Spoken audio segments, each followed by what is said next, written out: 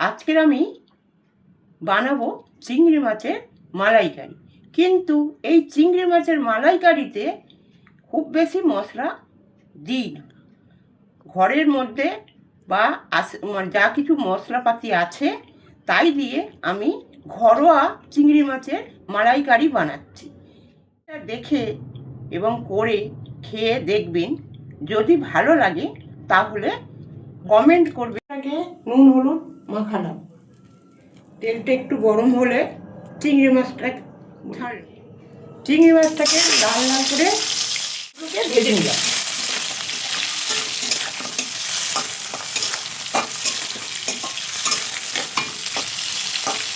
কিন্তু চিংড়ি মাছ হালকা ভাজতে হবে, বেশি ভাজলে চিংড়ি মাছ শক্ত হয়ে যাবে, তাতে টেস্ট ভালো আসবে না। হালকা করে ভাজছি। গোটা জিরে আর শুকনো লঙ্কা, পেঁয়াজ আদা রসুন পেস্ট করা ছিল, ওটাকে কড়াই দিয়ে দিলাম।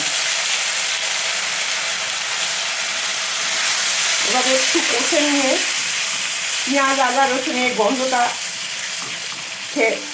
ভাজাটা হয়ে গেলে এবারে মশলাটা করে দিলাম,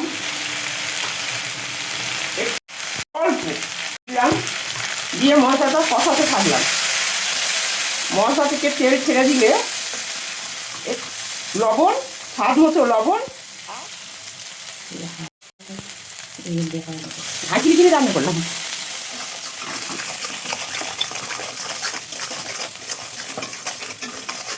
মশলা তেল ছেড়ে দিয়েছে, এবার আমি চিংড়ি মাছগুলো ওই মশলার মধ্যে দিয়ে একটু কষে নিলাম। এবারে আমি দুধ দিলাম।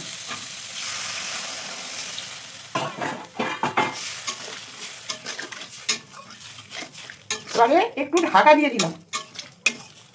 আস্তে আস্তে দুধটা ফুটে গ্রেভিটা তৈরি হবে। করে দিলাম।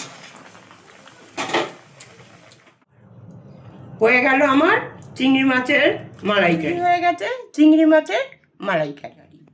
আপনারা এইভাবে তৈরি করে খাবেন।